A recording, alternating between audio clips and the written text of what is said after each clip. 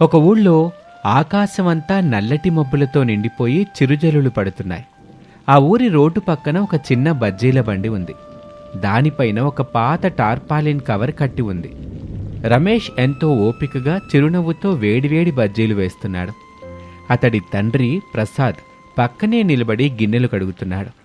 తల్లి శారద బజ్జీల కోసం పిండి కలుపుతుంది. అదే సమయంలో ఒక పెద్ద లగ్జరీ కారు ఆ బండికి కొద్ది దూరంలో వచ్చి ఆగింది. అనామిక కారు దిగి గొడుగు వేసుకుని వచ్చింది. ఆమె ఒక పెద్ద వ్యాపారవేత్త కూతురు. ఆమె బండి దగ్గరికి వస్తున్న సమయంలో ఆకలితో వణికిపోతున్న ఒక పేద వృద్ధుడు రమేష్ బండి దగ్గరికి వచ్చాడు. అయ్యా, ఉదయం నుంచి ఏమీ తినలేదయ్యా. కడుపు కాలిపోతుంది. చేతిలో చిల్లి గవ్వలేదు. ఏమైనా ఉంటే పెట్టండి బాబు. అయ్యో తాతగారు, ఎందుకంత బాధపడుతున్నారు? ఇలా రండి, మీరు అసలే వర్షంలో తడుస్తున్నారు. ముందే కవర్ కిందకొచ్చి నిలబడండి. నాన్నగారు, ఈ తాతగారికి కూర్చోవడానికి ఆ స్టూల్ ఇవ్వండి. ఇదిగో తాత, ఇక్కడ కూర్చో. రమేషు, తాతగారికి వేడివేడిగా 2 ఆలు బజ్జీలు, కొంచెం మిర్చి బజ్జీలు ఒక ప్లేట్లో పెట్టివ్వు. ఇదిగోండి తాతగారు, నెమ్మదిగా తినండి. ఇంకా కావాలంటే అడగండి, మొహమాట పడకండి. చల్లగా ఉండాలి బాబు, నీ కడుపు చల్లగా ఉండాలి. ఈ వర్షంలో ఆకలితో ప్రాణం పోతుందేమో అనుకున్నాను. నాయనా, నీకు ఎప్పటికైనా మంచి జరుగుద్ది. ఆ సమయంలోనే అనామిక ఇదంతా మౌనంగా గమనిస్తుంది. ఆమె ముఖంలో ఆ వృద్ధుడికి సహాయం చేసినప్పుడు కనిపించిన ఆనందం ఆమెను కట్టిపడేసింది. ఆమె మెల్లగా బండి దగ్గరికొచ్చింది. నాకొక ప్లేట్ బజ్జీలు ఇవ్వండి. తప్పకుండా, ఒక్క 2 నిమిషాలు ఆగండి, మీకు వేడివేడిగా వేసిస్తాను. వర్షం పడుతుంది కదా, కొంచెం వెనక్కి నిలబడండి, నూనె మీ మీద పడుతుంది. మీరెప్పుడు ఇంతేనా? ఎవరొచ్చి అడిగినా ఇలా ఫ్రీగా ఇచ్చేస్తూ ఉంటారా? ఇలా అయితే అసలు మీకు లాభాలు ఎలా వస్తాయి? పెట్టిన పెట్టుబడైనా వస్తుందా? లాభం ఒకటే జీవితం కాదు కదండి. ఈ రోజుల్లో అందరూ లాభాల వెనకే పరిగెడుతున్నారు. కానీ మనిషికి మనిషి సాయం చేసుకోవటం మర్చిపోతున్నారు. ఆ ఆకలి విలువ, ఆ బాధ నాకు తెలుసు. మా కుటుంబం కూడా రోజు గడవటానికి కష్టపడుతుంది. అలాంటప్పుడు ఆకలితో ఉన్నవాడి బాధను చూసి ఎలా ఊరుకోగలను? మన కడుపు నిండినప్పుడు కనీసం ఒక్కరికైనా ఆకలి తీర్చగలిగితే ఆ వచ్చే తృప్తి కోట్ల రూపాయలు సంపాదించినా రాదండి.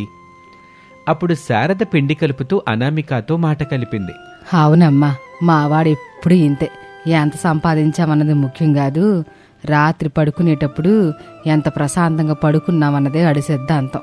ఆడు పగలే రాత్రి కష్టపడుతున్నా ఇట్ట 10 మందికి సాయం చేస్తుంటే మాకెంతో సంతోషంగా ఉంటుంది తల్లి. ఈ రోజుల్లో కూడా ఇంత మంచి మనసున్న మనుషులుంటారా? మా నాన్న కోట్లు సంపాదిస్తాడు, కానీ ఎప్పుడూ మనశ్శాంతి ఉండదు. డబ్బున్న వాళ్ళలో లేని ఈ ప్రశాంతత, సంస్కారం ఈ పేదవాడిలో ఉన్నాయి. నాకు కావలసింది ఇలాంటి మనిషే. ఆ రోజు నుంచి అనామిక రోజు ఆ బజ్జీల బండి దగ్గరికి రావటం మొదలుపెట్టింది. రమేష్ ప్రవర్తన, మాట తీరు, తల్లిదండ్రుల పట్ల అతడికి ఉన్న గౌరవం ఆమెకు విపరీతంగా నచ్చేశాయి. ఒక వారం తర్వాత వర్షం పడుతున్న ఒక సాయంత్రం, కస్టమర్లు ఎవ్వరూ లేని సమయంలో అనామిక తన మనసులోని మాట చెప్పాలని నిర్ణయించుకుంది. రమేష్, నేను మీతో ఒక ముఖ్యమైన విషయం మాట్లాడాలి. అలా అని చాలా రోజులుగా అనుకుంటున్నాను. చెప్పండమ్మా. సారీ, చెప్పండి అనామిక గారు, ఏంటి విషయం? ఏమైనా సహాయం కావాలా? నేను నిన్ను పెళ్లి చేసుకోవాలనుకుంటున్నాను రమేష్. అలా అనగానే రమేష్ చేతిలో ఉన్న గరిటె ఒక్కసారిగా జారి కింద పడింది. శారదా ప్రసాద్ ఆశ్చర్యంతో నోరెళ్లబెట్టారు. మీరేం మాట్లాడుతున్నారో మీకైనా అర్థమవుతుందా అనామిక గారు? మీరెక్కడా, మేమెక్కడా? మీరొచ్చే కారు విలువ మా జీవితకాలం సంపాదించినా రాదు. మీ బంగ్లా, మీ హోదా వేరండి. మా బ్రతుకు ఈ రోడ్డు పక్కన బజ్జీల బండి. మనకు అస్సలు సెట్ అవ్వదు. దయచేసి ఇది జోక్ అయితే ఇక్కడితో వదిలేయండి. ఇది జోక్ కాదు రమేష్, నా జీవితానికి సంబంధించిన అతి పెద్ద నిర్ణయం. నాకు డబ్బుతో పనిలేదు. మా ఇంట్లో ఉన్న డబ్బు నాకు ఎప్పుడూ ప్రశాంతతనివ్వలేదు. నాకు కావలసింది నీలాంటి స్వచ్ఛమైన మంచి మనసున్న వ్యక్తి. నా నిర్ణయం నేను మార్చుకోను. నేను మా ఇంట్లో మాట్లాడతాను. వారు ఒప్పుకోపోయినా నేను మీతోనే ఉంటాను. అలా చెప్పి అనామిక వెళ్ళిపోతుంది. అనామిక ఇంట్లో ఈ విషయం చెప్పగానే పెద్ద గొడవ జరిగింది. కోటీశ్వరుడైన రాఘవరావు ఈ పెళ్లికి ఏమాత్రం ఒప్పుకోను అన్నాడు. కానీ అనామిక పట్టు విడవక, ఎలాంటి ఆస్తి లేకుండా కేవలం కట్టుబట్టలతో బయటకొచ్చి గుడిలో రమేష్ని పెళ్లి చేసుకుంది. ఇక ఆ రోజు రాత్రి ఉరుములు మెరుపులతో విపరీతమైన వర్షం కురుస్తుంది. రమేష్ది ఊరి చివర ఉన్న పాత పెంకుటిల్లు. వర్షంలో పూర్తిగా తడిసిపోయి లోపలికొచ్చిన రమేష్ అనామికలను చూసి శారద కళ్ళ నిండా నీళ్లతో హారతిచ్చి ఆహ్వానించింది. అమ్మ అనామేక, ఎంత పెద్ద రాజభవనంలో మహారాణిలాగా పెరగాల్సిన పిల్లవు నువ్వు. ఈరోజు ఈ వర్షంలో ఈ పాత పెంకుటింట్లోకి అడుగు పెడుతున్నావు. నిన్ను ఈ స్థితిలో చూస్తుంటే నా గుండె చెరువైపోతుందమ్మా. ఈ పేదవాళ్ళింటికొచ్చి నువ్వు ఎన్ని కష్టాలు పడాలో ఏమో. అదేం లేదత్తయ్య, మీరలా ఎందుకు అనుకుంటున్నారు? ఇటుకలు సిమెంట్ ఉంటే అది ఇల్లు కాదు, ప్రేమించే మనుషులుంటేనే అది ఇల్లు. మీ అందరి ప్రేమ ఉన్న ఈ పాత ఇల్లే నాకు పెద్ద మహల్. మీరేం బాధపడకండి. అలా అనుకుంటూ ఉండగా వాస్తవ పరిస్థితి చాలా భిన్నంగా కష్టంగా ఉంది. వర్షం తీవ్రత ఎక్కువ అవటంతో ఆ పాత ఇంటి పైకప్పు అక్కడక్కడ లీక్ అవ్వటం మొదలైంది. పైకప్పు నుంచి వర్షం నీటి చుక్కలు నేరుగా కింద పడుతున్నాయి. చలికి అనామిక వణుకుతుంది. రేయ్ రమేషు, ఆ గిన్నెలు బేసిన్లు తీసుకురా, అక్కడ నీళ్లు పడుతున్నాయి చూడు, ఆ కప్పు కింద పెట్టు. అనామిక, నీకు చాలా ఇబ్బందిగా ఉంది కదమ్మా, మా దరిద్రం కూడా నీకంటుకుంది తల్లి. పర్వాలేదులే మావయ్య, నాకేమీ ఇబ్బంది లేదు. నేను సర్దుకుంటాను, మీరు నా గురించి కంగారు పడకండి. ఇకప్పుడు రమేష్ ఎంతో బాధపడుతూ ఒక పాత దుప్పటి తీసుకొచ్చి అనామిక భుజాలపై కప్పాడు. నన్ను క్షమించు అనామిక, నీకు కనీసం ఉండటానికి సరైన ఇల్లు కూడా ఇవ్వలేకపోతున్నాను. ఈ వర్షంలో ఇల్లు ఇలా లీక్ అవుతుందని నాకు తెలుసు, కానీ బాగు చేయించడానికి నా దగ్గర డబ్బులు లేవు. నీకెంతో కష్టంగా ఉంది కదూ, నా వల్లే నువ్వు ఈ కష్టాలన్నీ పడుతున్నావు. నువ్వలా మాట్లాడుకు రమేష్, నువ్వు నాతో ఉన్నావు, అదే నాకు కొండంత బలం. ఈ చిన్న చిన్న ఇబ్బందులు నన్నేం చేయలేవు. ఈరోజు వర్షం పడుతుంది, రేపు ఆగిపోతుంది. ఈ కష్టాలు కూడా అంతే.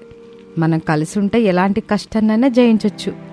ఆ రోజు రాత్రి దోమలు కుడుతున్నా, వర్షం వల్ల చలిగా ఉన్నా, పైకప్పు నుంచి పడే నీటి శబ్దాలు ఇబ్బంది పెడుతున్నా, రమేష్ పక్కన ఉన్నాను అన్న సంతోషంతో అనామిక వాటన్నింటినీ ఓపిగ్గా భరించింది. అలా ఉండగా కొన్ని నెలలు గడిచాయి. అనామిక ఆ ఇంటికి అలవాటు పడింది. ఓ రోజు ఉదయం అనామిక బయట పనులు చేస్తూ బాగా అలిసిపోయి అరుగు మీద కూర్చుంది. సరిగ్గా అదే సమయంలో ఒక పెద్ద కారు వచ్చి రమేష్ ఇంటి ముందు ఆగింది. కారులో నుంచి అనామిక తల్లిదండ్రులు రాఘవరావు, వసుంధర దిగారు. కూతురి దీనస్థితిని, ఆ పెంకుటింటి దుస్థితిని చూసి వారు తీవ్ర కోపానికి, బాధకు లోనయ్యారు. అనామికను అలా చూసి వసుంధర భోరున ఏడ్చేసింది. అనామిక, ఏంటిదే కర్మ నీకు? నిన్నెంత అల్లారుముద్దుగా చూసుకున్నాం మేము. ఎప్పుడైనా ఒక గ్లాస్ నీళ్ళైనా ఎత్తావా నువ్వు మా ఇంట్లో?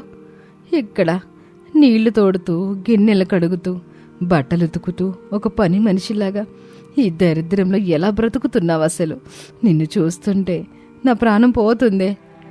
మేం ముందే చెప్పాం కదా అనామిక, వినలేదు. వాడి బ్రతికింతే. వాడు నిన్ను సుఖపెట్టలేడని, ఇలా మురికివాడలో పడేస్తాడని మాకు ముందే తెలుసు. ఈ పెంకుటింట్లో నువ్వు బ్రతకలేవు. ఇప్పటికైనా మించిపోయింది లేదు, మాతో వచ్చే. వాడి మొహాన కొన్ని డబ్బులు పడేసి నీకు విడాకులు నేనిప్పిస్తాను.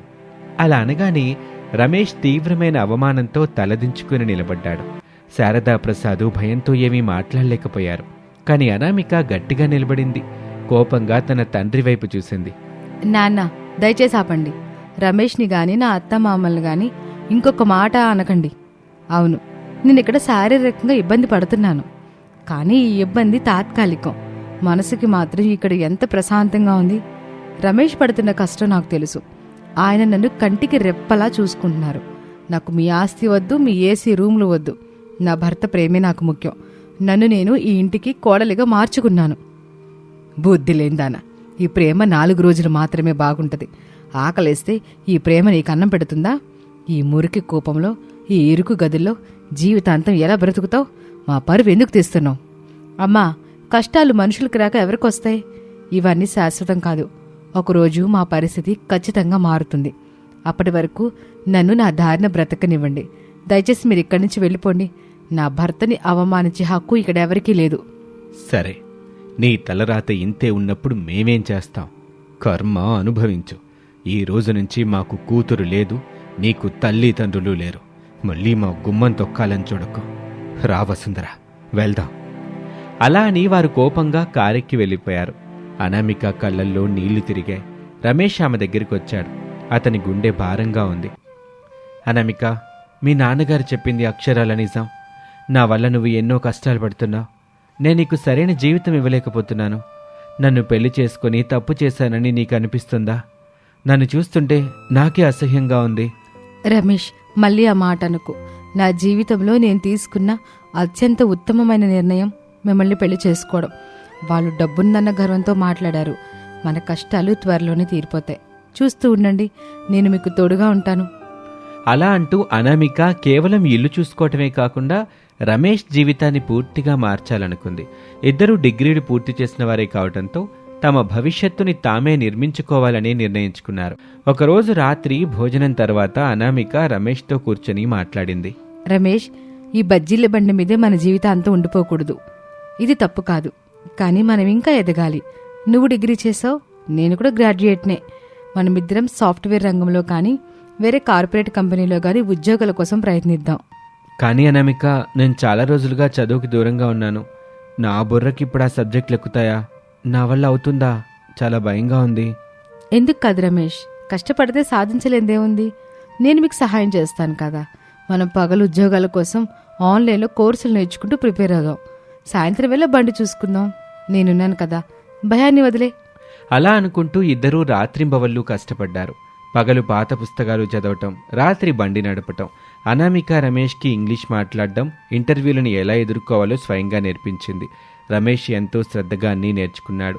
అలా కొద్ది నెలల కఠోర శ్రమ తర్వాత ఒక ప్రముఖ సాఫ్ట్వేర్ కంపెనీలో రమేష్కి చాలా మంచి ప్యాకేజ్తో ఉద్యోగం వచ్చింది. అదే సమయంలో అనామిక కూడా ఒక మల్టీనేషనల్ కంపెనీలో హెచ్ఆర్ మేనేజర్గా ఉద్యోగం సాధించింది. అమ్మా, నాన్న, అనామిక, నాకు ఉద్యోగం వచ్చింది. చాలా పెద్ద కంపెనీలో, జీతం కూడా చాలా ఎక్కువ. నిజంగానా రమేషు? దేవుడు కరుణించాడురా మనల్ని. ఇదంతా మన కోడల అనామిక సలవే. తను మన ఇంటికొచ్చిన మహాలక్ష్మి. ఆమె వచ్చిన వేళ విశేషం వల్లే మన రమేష్ ఇప్పుడు పెద్ద ఆఫీసర్ అయ్యాడు. మన కష్టాలన్నీ తీరిపోయాయి. అలా కొన్ని నెలల్లోనే వారి ఆర్థిక పరిస్థితి పూర్తిగా మారిపోయింది. రమేష్ సిటీ మధ్యలో ఒక మంచి అపార్ట్మెంట్లో పెద్ద ఫ్లాట్ కొన్నాడు. తల్లిదండ్రుల్ని, అనామికను ఆ కొత్త ఇంట్లోకి తీసుకువెళ్లాడు. ఇప్పుడు వారికి ఎలాంటి ఆర్థిక ఇబ్బందులు లేవు. పాత పెంకుటిల్లు స్థానంలో అందమైన ఇల్లొచ్చింది. ఇలా ఉండగా సంవత్సరాలు గడిచాయి. ఓ రోజు రమేష్ తన ఆఫీస్ నుంచి కొత్త కారులో ఇంటికొస్తున్నాడు. దారిలో సిగ్నల్ దగ్గర ఒక వ్యక్తిని చూసి కారు ఆపాడు. ఆ వ్యక్తి అనామిక తండ్రి రాఘవరావు. కానీ ఆయన ఒకప్పట్లా లేడు. చిరిగిన పాత బట్టలతో, జుట్టు రేగిపోయి ఎంతో దీనంగా దిగులుగా నడుచుకుంటూ వెళ్తున్నాడు. రమేష్ వెంటనే కారు దిగి ఆయన దగ్గరికి వెళ్ళాడు. మావయ్య, మీరేంటి ఇలా ఉన్నారు? ఈ బట్టలేంటి? అసలేం జరిగింది? మీరు నడుచుకుంటూ వెళ్తున్నారేంటి? అప్పుడు రాఘవరావు రమేష్ని చూడగానే సిగ్గుతో, అపరాధ భావంతో తలదించుకున్నాడు. ఆయన కళ్ళ నుంచి కన్నీళ్లు దారగా కారసాగే. రమేషు, నువ్వా? నన్ను క్షమించు బాబు. నీ మోహన్ చూసే అర్హత నాకు లేదు. మావయ్య, ముందేమైందో చెప్పండి. అత్తగారు ఎలా ఉన్నారు? మీరెందుకు ఇంత దీనస్థితిలో ఉన్నారు? ఏం చెప్పమంటావు రమేష్? నా కర్మ కొద్దీ వ్యాపారంలో నా పార్ట్నర్ని గుడ్డిగా నమ్మాను. వాడు నన్ను దారుణంగా మోసం చేశాడు. నా సంతకాలు ఫోర్జరీ చేసి అప్పుల పాలు చేశాడు.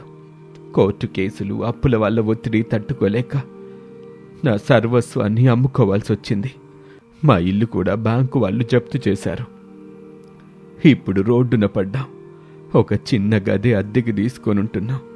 ఆ రోజు నా కూతుర్ని నిన్ను అంత దారుణంగా అవమానించాను. అందుకే ఈరోజు నాకు దేవుడి శిక్ష వేశాడు. అది వినగానే రమేష్ ఒక్క క్షణం కూడా ఆలోచించలేదు. వెంటనే రాఘవరావుని బలవంతంగా కారులో ఎక్కించుకొని ఆయన చెబుతున్న చిరునామాకు తీసుకువెళ్లాడు. ఒక చిన్న చీకటి గదిలో వసుంధర కింద కూర్చుని ఏడుస్తుంది. రమేష్ ఇద్దరిని తీసుకుని తన కొత్త ఇంటికొచ్చాడు. ఇంటి లోపలికి తన తల్లిదండ్రులు ఆ స్థితిలో రావటం చూసి అనామిక దిగ్భ్రాంతికి గురైంది. అమ్మా, నాన్న, ఏంటిది? ఏంటి మీరు ఇలా అయిపోయారు? మన ఇల్లేమైంది? అనామిక, మమ్మల్ని క్షమించు తల్లి. ఆ రోజు డబ్బు మదంతో నిన్ను, నీ భర్తని ఎన్నో దారుణమైన మాటలు అన్నాను. మమ్మల్ని దేవుడు బాగా దండించాడు. మేము సర్వస్వం కోల్పోయి రోడ్డున పడ్డాం. రమేష్, ఆ రోజు నేను డబ్బు గర్వంతో కళ్ళు మూసుకుపోయి నీ స్తోమతని తక్కువ చేసి మాట్లాడాను. కానీ ఈరోజు నీ స్థాయి ఎంతో పెరిగింది. నా స్థాయి రోడ్డు మీదకు పడిపోయింది. అయినా సరే, నువ్వు నా మీద కోపం పెట్టుకోకుండా ఇంటికి తీసుకొచ్చావు. నీ మంచి మనసుకి, నీ సంస్కారానికి నా జోహార్లు బాబు. మావయ్య, దయచేసి అలా అనకండి. మీరు అనామికకు జన్మనిచ్చారు.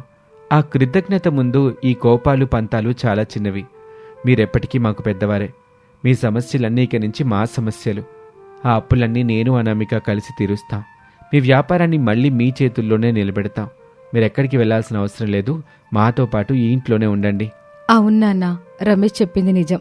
జరిగిపోయిన దాని గురించి ఆలోచించకండి. మీరెప్పుడు మాకు తల్లిదండ్రులే. ఈ ఇల్లు మీదే. ఆ సమయంలో శారదా ప్రసాద్ కూడా ఎంతో ఆప్యాయంగా ముందుకొచ్చారు. అవునండి, వియ్యాలవారు పిల్లలు చెప్తున్న అక్షరాల నిజం. కష్టాలు వస్తూ ఉంటే పోతా ఉంటాయి. మీరు ఆందోళన చెందకండి. అంతా కలిసి ఇక్కడే కుటుంబంలాగా ఈ ఇంట్లోనే ఉందాం. అలా అనుకుంటూ ఉండగా రమేష్, అనామిక బ్యాంకు లోన్ తీసుకుని రాఘవరావు అప్పులన్నీ తీర్చేశారు. ఆయనకు వ్యాపారానికి కావాల్సిన పెట్టుబడి సహాయం అందించి మళ్లీ నిలదొక్కునేలా చేశారు. దీంతో రాఘవరావు, వసుంధరల మనసుల్లోని గర్వం తొలగిపోయి రమేష్ దంపతులు మరియు అతడి తల్లిదండ్రుల పట్ల అపారమైన గౌరవం పెరిగింది. ఒక ఆదివారం సాయంత్రం అందరూ కలిసి రమేష్ ఇంటి బాల్కనీలో కూర్చున్నారు. చల్లని చిరుజల్లుల వాతావరణం చూసి శారద పాత రోజులు గుర్తు చేసుకుంటూ వేడివేడి ఆలు బజ్జీలు చేసి వడ్డించింది. శారద గారు, ఈ బజ్జీలు చాలా అద్భుతంగా ఉన్నాయండి. ఆ రోజు మీ బజ్జీల బండి దగ్గర అనామిక తీసుకున్న నిర్ణయం ఎంత గొప్పదో, ఎంత సరైందో ఈరోజు నాకు పూర్తిగా అర్థమైంది. డబ్బు, హోదా ఏవీ శాశ్వతం కాదు. మనుషుల మంచి మనస్సు, ఆదరించే గుణమే గొప్ప ఆస్తి. అవునండి, నా కూతురు నిజంగా చాలా అదృష్టవంతురాలు. రమేష్ లాంటి మంచివాడు, క్షమించే గుణం ఉన్న అల్లుడు దొరకడం మా పూర్వజన్మ సుకృతం. చూసావా రమేష్, ఆ రోజు వర్షంలో నీ బజ్జీల బండి దగ్గర మొదలైన మన ప్రయాణం ఎన్నో కష్టాలు దాటుకుని ఈరోజు ఈ బాల్కనీ వరకు వచ్చింది. కష్టాలొచ్చినా సుఖాలొచ్చినా మన ప్రేమ ఎప్పటికీ ఇలాగే నిలిచుంటుంది. నువ్వు నా పక్కన నా తోడుగా ఉన్నంత వరకు నాకే కష్టమైనా చిన్నదే అనామిక. ఈ సంతోషమే మనకి శాశ్వతం. అలా అందరి ముఖాల్లోనూ సంతోషం వెల్లివిరిసింది. బయట వర్షం కురుస్తున్నా ఆ ఇంట్లో మాత్రం ప్రేమానురాగాల వెచ్చదనం ఎప్పటికీ సరిపోయేలా నిండిపోయి ఉంది. ఇది వాల్టి కథ. మరొక ఆసక్తికర కథలో మళ్ళీ కలుద్దాం. అంతవరకు సెలవు, నమస్తే.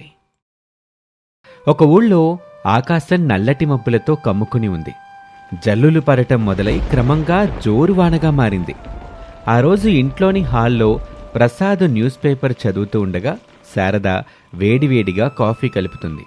రమేష్ ఆఫీస్ నుంచి తడిసిపోయి ఇంటికొస్తాడు. అనామిక అతనికి టవలిస్తూ మాటలు కలుపుతుంది. ఏవండి, చూస్తూ చూస్తూనే ఎంత పెద్ద వర్షం మొదలైందో చూడండి. ఆఫీస్ నుంచి వచ్చేటప్పుడు తడిసిపోయినట్టున్నారు. త్వరగా బట్టలు మార్చుకోండి. అత్తయ్య కాఫీ తెస్తున్నారు. అవునన్నమిక, ఈసారి వానాకాలం కాస్త గట్టిగానే ఉండేలా ఉంది. రోడ్లన్నీ జలమయం అయిపోయాయి. ఈ చలికి ఏదైనా వేడిగా తింటే బాగుండనిపిస్తుంది. దారిలో వస్తుంటే ఒక బజ్జీల బండి దగ్గర విపరీతమైన రద్దీ ఉంది. వానాకాలం వస్తే చాలు జనాలందరికీ నోరు బీగుతుంది కదరా. ఆ బజ్జీలు, పునుగులంటూ ఎగబడతారు. కానీ బయట వాడుతున్న నూనెట్టాంటిదో ఏంటో, తింటే రోగాలొస్తాయో ఏమోనని నా భయం. మీ నాన్నగారు అన్నట్టు బయట తినటం అంత మంచిది కాదురా. అనామిక చేతి వంట ఎంత అద్భుతంగా ఉంటుందో నీకు తెలుసుగా. నిన్న తనేసిన ఆలుగడ్డ బజ్జీలు, ఉల్లిపాయ పకోడీ ఎంత కరకరలాడుతొచ్చాయో. థ్యాంక్స్ అత్తయ్య. నిజానికి నా మనసులో ఎప్పటి నుండో ఒక ఆలోచన తిరుగుతుంది. మీ అందరికీ అభ్యంతరం లేకపోతే ఒక మాట చెప్తాను. ఏంటన్నమిక, నీ ఆలోచన ఏంటో చెప్పు. మనలో మనకి అభ్యంతరాలు ఎందుకు? ఏమీ లేదండి, ఈ మధ్య మీ జీతం ఇంటి ఖర్చులకి సరిపోవట్లేదు కదా. నాన్నగారి పెన్షన్ మందులకైపోతుంది. నేను కూడా ఏదైనా చేసి మన కుటుంబానికి ఆర్థికంగా సహాయం చేయాలనుకుంటున్నాను. నువ్వు సాయం చేయడం ఏంటమ్మా? నువ్వు ఇంటి పనులు చూసుకోవడమే పెద్ద సాయం.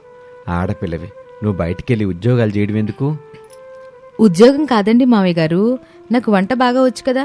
ఈ వానాకాలం సీజన్లో మన వీధి చివర ఆ ఖాళీ స్థలంలో ఒక చిన్న బజ్జీల బండి పెట్టుకుంటే ఎలా ఉంటుందని నా ఆలోచన. పెద్ద పెట్టుబడి కూడా అవసరం లేదు కదా. బజ్జీల బండా? నువ్వా? వదిలే అనామిక, అది చాలా కష్టమైన పని.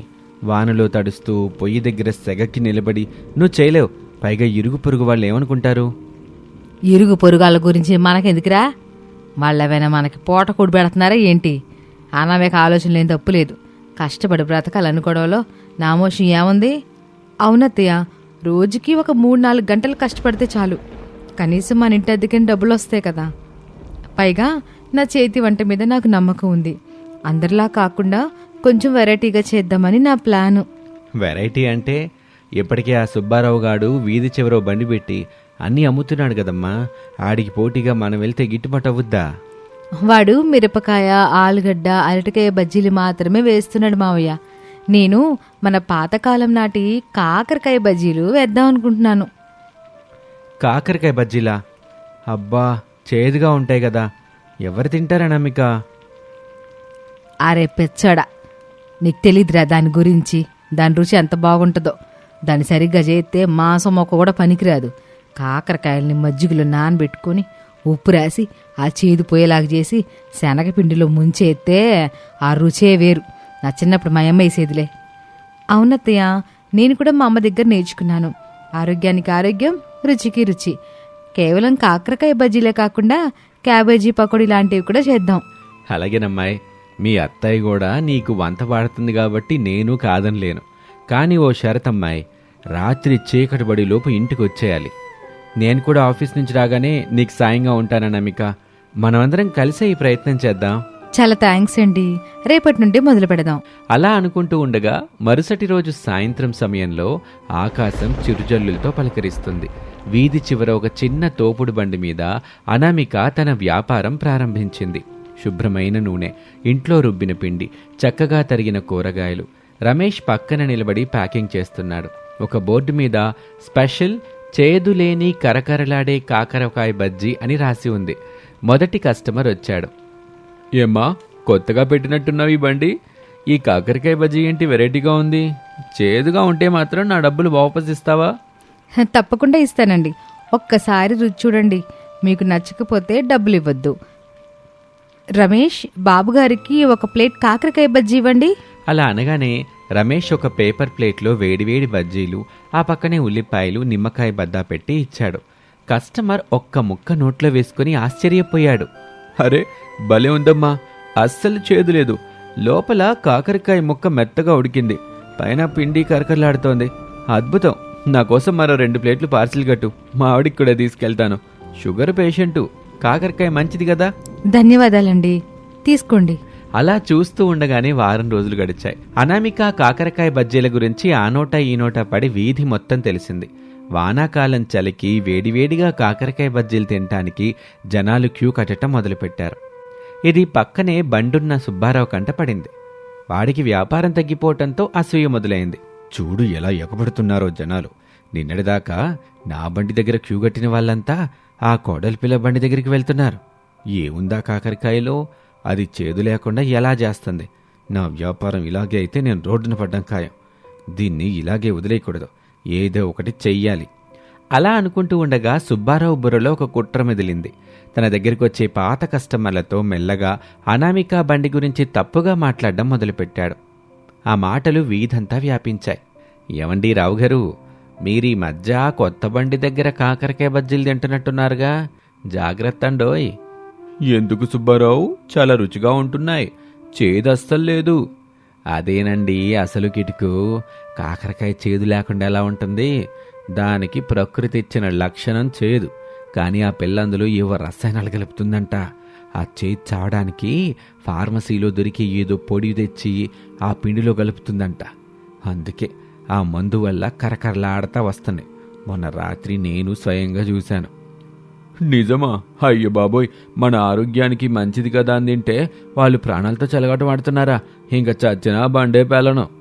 ఇలా సుబ్బారావు అబద్ధాలు చెప్పటం వల్ల వదంతులు దావాణంలా వ్యాపించాయి. వారం తిరిగేసరికి అనామిక బండి దగ్గర జనాలు పలచబడ్డారు. తయారు చేసిన పిండి, కూరగాయలు అలానే మిగిలిపోతున్నాయి. అనామికకి ఏమీ అర్థం కాలేదు. ఓ రోజు సాయంత్రం బాగా వాన పడుతుంది. ఎవరూ రాకపోవటంతో నిరాశగా బండి కట్టేసి ఇంటికొచ్చింది అనామిక. అత్తయ్య, ఏంటో ఈరోజు ఒక్క గిరాకీ కూడా రాలేదు. చేసినవన్నీ అలాగే ఉండిపోయాయి. నష్టం వచ్చేలా ఉంది అత్తయ్య. ఏమైందమ్మా? వారం క్రితం వరకు బాగానే జరిగిందిగా, ఒక్కసారిగా ఏమైంది? వాన పడుతుంది, జనాలు రాలేదేమోలే. వాన వల్ల కాదమ్మా, ఆ పక్కబండి సుబ్బారావు గాడు ఏదో పుకారు పుట్టించాడు. ఈరోజు ఆఫీస్ నుంచి వస్తుంటే పాన్ డబ్బా దగ్గర కొందరు మాట్లాడుకుంటున్నారు.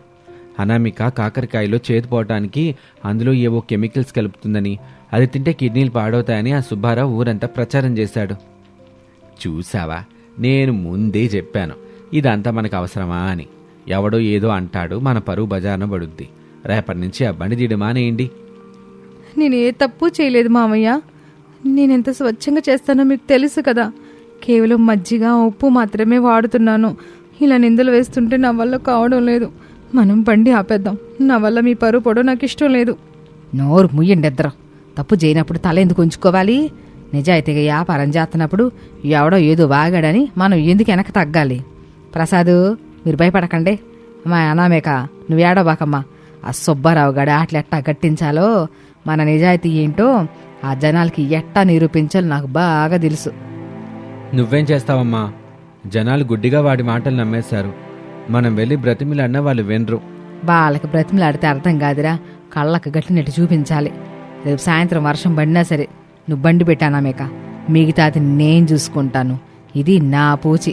అలా అనుకుంటూ ఉండగా మరుసటి రోజు సాయంత్రం 5 గంటలవుతుంది. ఆకాశం ఉరుములతో దద్దరిల్లుతుంది. వర్షం జోరుగా పడుతుంది. ఎవరూ బయటకొచ్చే పరిస్థితి లేదు.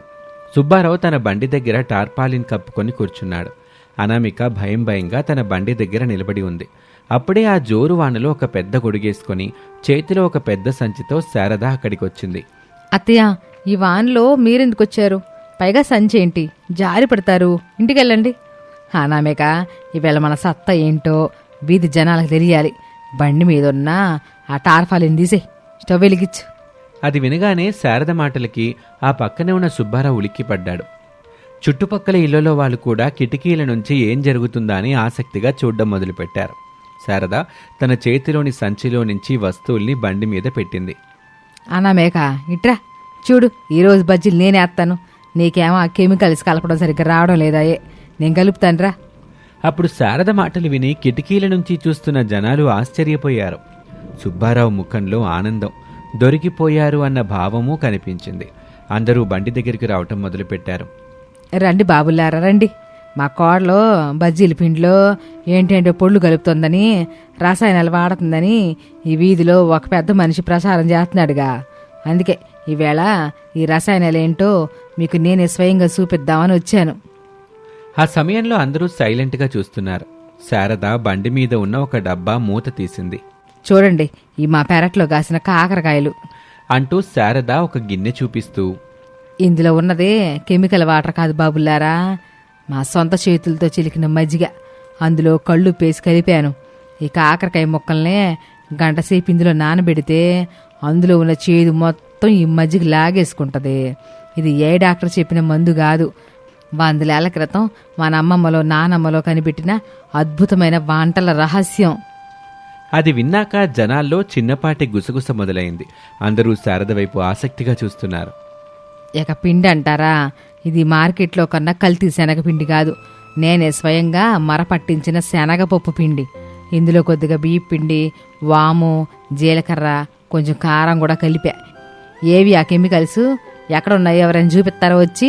అది వినగానే సుబ్బారావు ముఖం పాలిపోయింది. జనాలు సుబ్బారావు వైపు కోపంగా చూడ్డం మొదలుపెట్టారు. పచ్చ కామెర్లోడికి లోకమంతా పచ్చగానే కనిపించుద్ది. తాను కల్తీ నూనె, సోడా ఉప్పు దండిగేసి బజ్జీలు చేస్తాడు కాబట్టి పక్కనోళ్ళు కూడా అట్టాగే చేస్తారని ఆడి నమ్మకం కాబోలు. నా కోడలు ఏ రోజు సోడా ఉప్పు కూడా వాడలేదు. మమ్మల్ని క్షమించేయండి అమ్మగారు. ఎవరో చెప్పిన మాటలు విని మేము బుద్ధి లేకుండా ప్రవర్తించాం. మీ కోడలు చాలా శుభ్రంగా చేస్తుంది. క్షమాపణలు ఎందుకులే బాబు, మీ ఆరోగ్యం పట్ల మీకు జాగ్రత్త ఉండడం సహజం. అనామేక, ఏంటి సోత నిలబడ్డావు?